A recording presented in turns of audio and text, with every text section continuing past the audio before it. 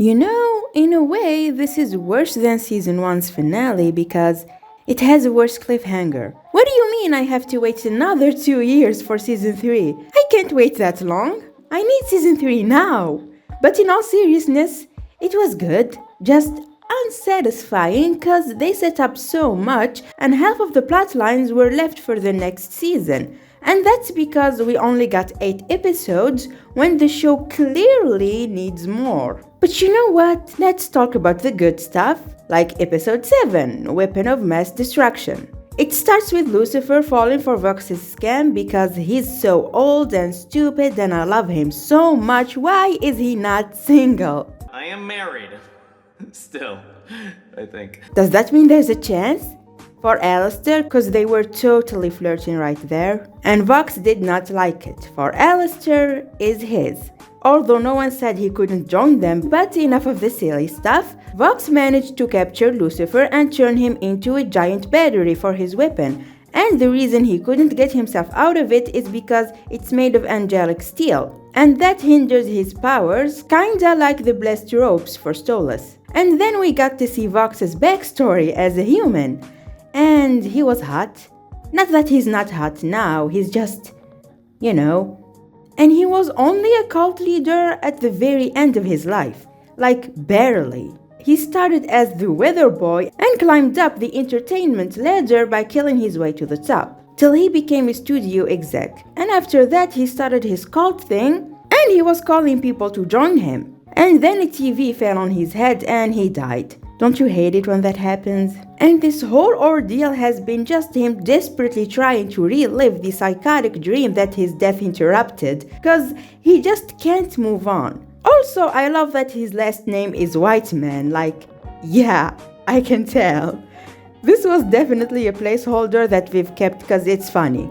Anyway, we saw what was his plan with Angel Dust, and it's to make him denounce the hotel and Charlie, and the group actually realized that something is wrong with Angel, instead of thinking he betrayed them. And I actually like that because it's way too cliché and contrived, and this makes more sense than him betraying them. And then Vox showed off his weapon, and then he shot a hole through heaven and threatened them with an invasion if they don't surrender in 24 hours. And it's up to Sarah to decide what to do about it, except she couldn't. She never doubted Sinner's judgment before, but now that Serpentius is here, then how could she kill more souls that could have been redeemed? And if they all can be, then how can you explain people like Vox and Val? And Serpentius told her what it's like to be human, and it inspires her to not let fear guide her decisions and to not go to war, and instead let Emily go and try to resolve things peacefully.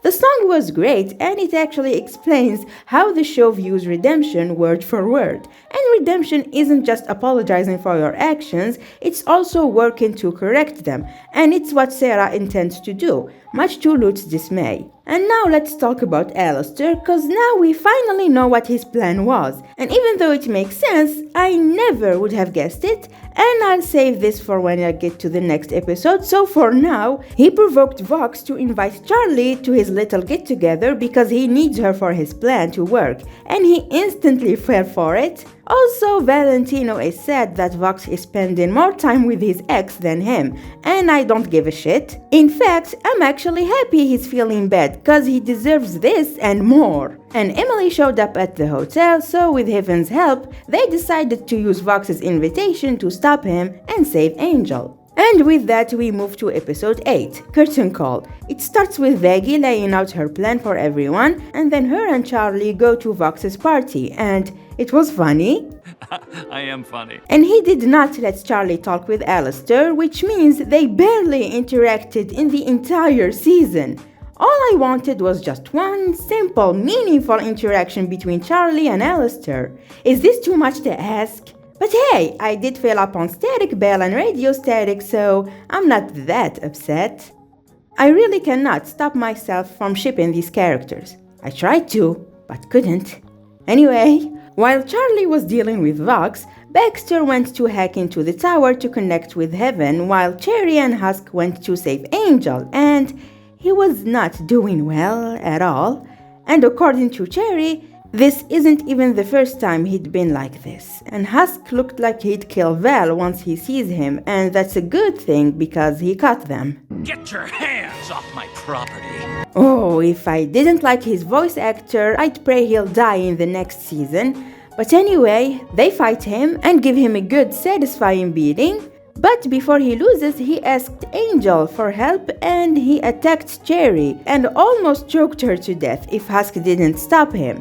And he wasn't aware of any of it. And it shows the extent of the hold Val has on him. And it's way worse than I thought. He has no agency at all, even outside the studio, but we'll get to that part when we get there.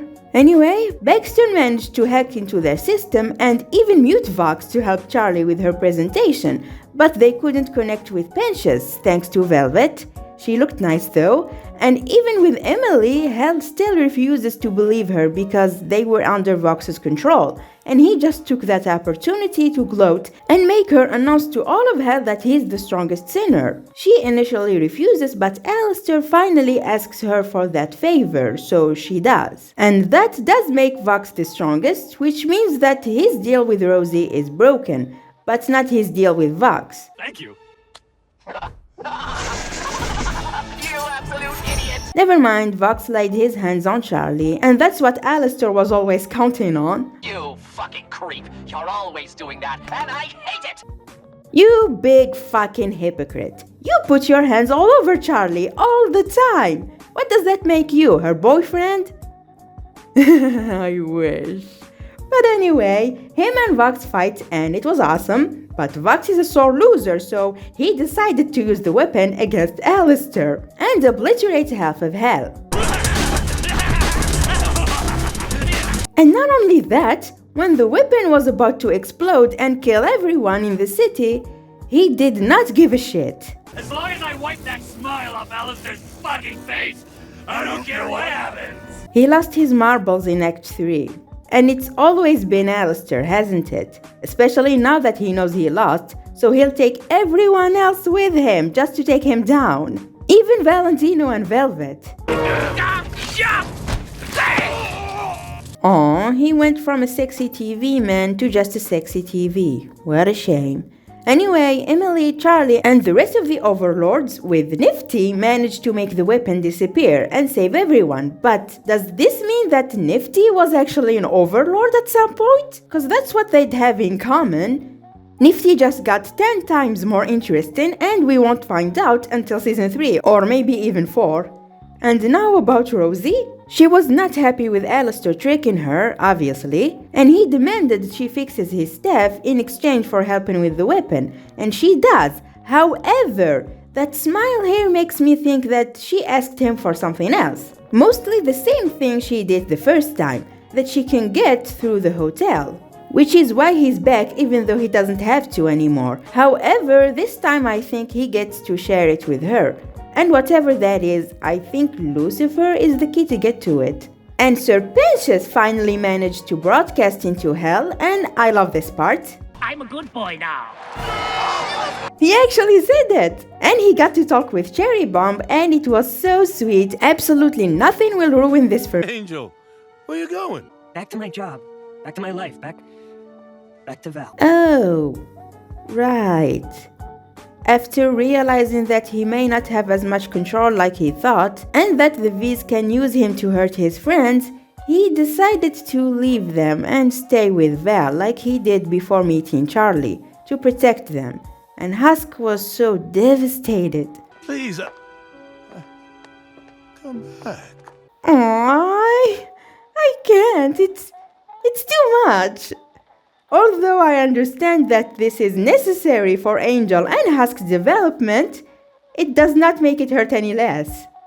Anywho, everyone else is doing better. The V's now are under Valentino's leadership, so they're worse. And Vox is off the picture apparently, though not for long, I imagine. The hotel is a success and Veggie changed her name to Veggie but with no E.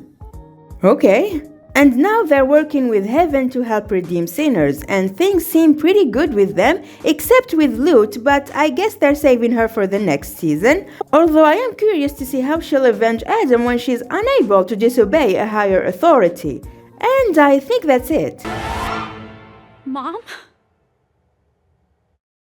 Oh yeah, that fucking cliffhanger. So Lilith called Charlie, or at least that's what it appears to be, cause for all we know it could be Vox intercepting her signal again, or maybe Loot, or heck, fucking Rue. I have no idea, but hey, let's assume it's actually Lilith. What does she have to say for herself? She was behind the uprising that started the extermination, but she went to heaven before that, and even if she tried to stop it, why stay in heaven if that didn't work? Why ignore your daughter when she needed you most? And why call her now?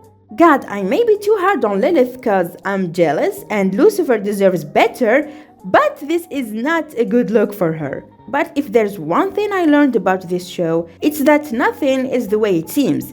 So I'll wait, I guess.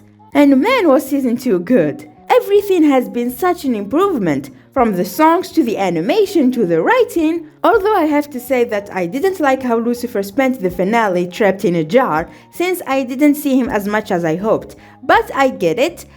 8 episodes aren't enough, and A24 doesn't get that Hazbin Hotel is a risk-free investment. But you know what?